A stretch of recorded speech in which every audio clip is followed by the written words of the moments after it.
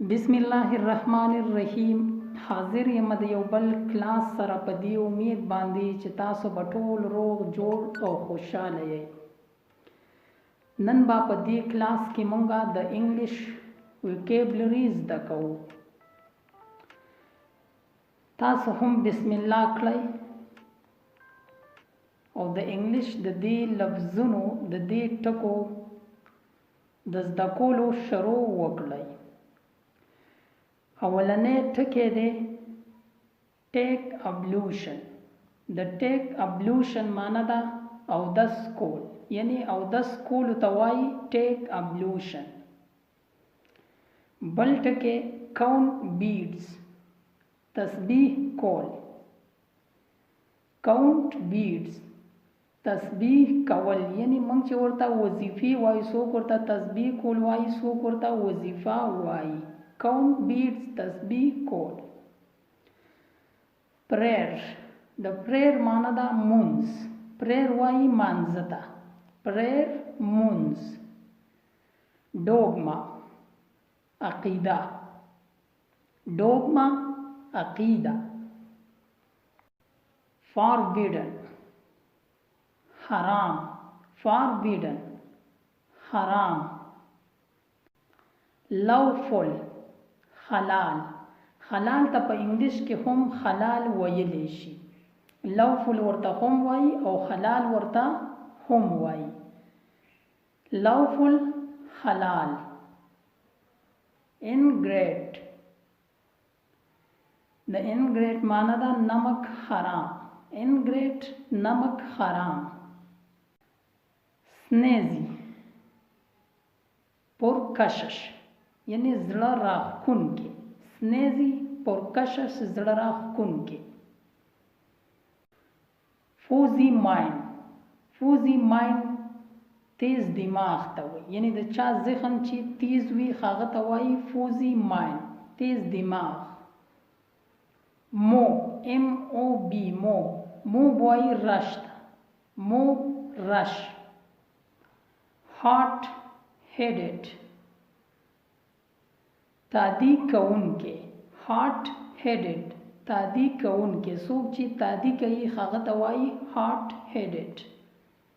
اټروسټي د اټروسټي معنی ده ظلم.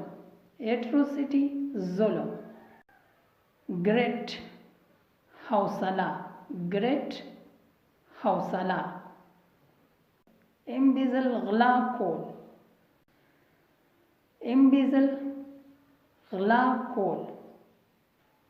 منډین. منډین د منډین معنی ده مطلب دی دنیاوی. منډین دنیاوی. کریم رټه لګول، یعنی په یو څیز باندې موږ ورته ګوټه هم وایو، رټه ورته هم وایو. په څه څیز باندې رټې لګولو ته وایي کریم. کریم رټه لګول. الوډ د الوډ معنی ده په اشاره کې ویل، یعنی څه خبره په اشاره کې کولو ته وایي الوډ.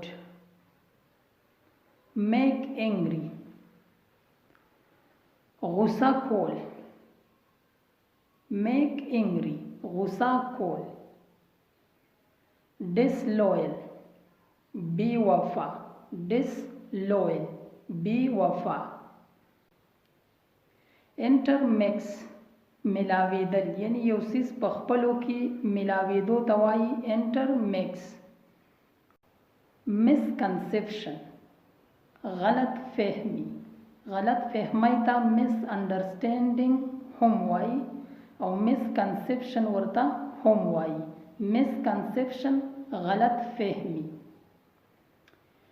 وی لسی، څوک ورته شومله وایي، څوک ورته لسی وایي. دې ته په انګلیش کې وایي وی لسی. ایشو لیس بے اولاد. ایشو لیس بے اولاد. ایموڈسٹ بے حیا. ایموڈسٹ بے حیا. پیرامور عاشق.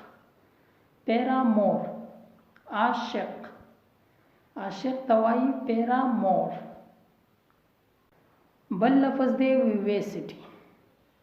ویویسټي وایي د ژوندي زړه واله ته، یعنی څوک چې د ژوندي زړه واله وي نو هغه ته وایي ویویسټي، یعنی دا د ژوندي زړه واله دی. بل لفظ دی بیئرډ. بیئرډ وایي ګیري ته. بیئرډ ګیره. سلی بی وقوف. سلی بی وقوف. ټیمډ بوزدل، یعنی ډرپوک چې ورته موږ وایو، په انګلیش کې ورته وایي ټیمډ بوزدل، یعنی څوک چې ډیر ویریږي. انډولنٹ. انډولنٹ هغه چاته وایي څوک چې په کار کې غلا کوي، یعنی په کار کې ناراستی کوي، کار په صحیح طریقې سره نه کوي، هغه ته وایي انډولنٹ. په کار کې غلا کول. بل لفظ دی سلګش. سلګش وایي سست.